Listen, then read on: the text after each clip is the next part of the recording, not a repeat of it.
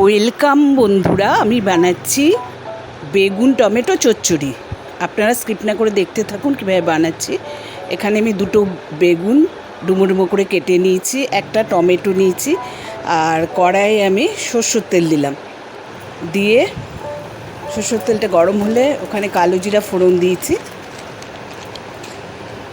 আপনারা দেখুন এবং এভাবে করে খেয়ে দেখবেন অবশ্যই, আর কমেন্টে লিখে জানাবেন কীরকম লাগলো। খুব টেস্টি লাগে এটা খেতে গরম ভাতে।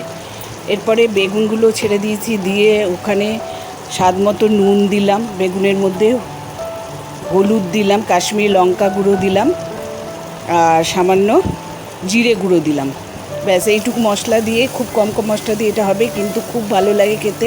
এভাবে করে অবশ্যই আপনারা খেয়ে দেখবেন, আমাকে সাবস্ক্রাইব করবেন। এরপরে সামান্য চিনি দিয়ে দিলাম, যাতে নুন আর চিনি ব্যালেন্স থাকে। একটুখানি চিনি পড়বে। এবার ভালো করে কষিয়ে কষিয়ে আমি রান্না করছি। কাঁচা লঙ্কা 3টে দিয়ে দিয়েছি এর মধ্যে।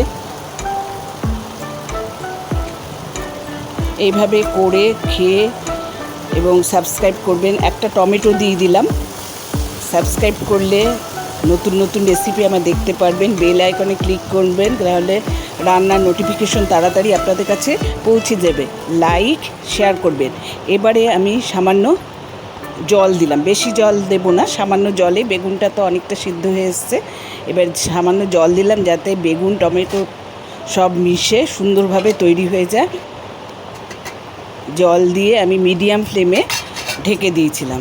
প্রথমে হাই ফ্লেমে দিয়েছিলাম, তারপরে মিডিয়াম ফ্লেম করে ঢেকে দিয়েছি। জলটা আস্তে আস্তে আমার শুকিয়ে যাবে।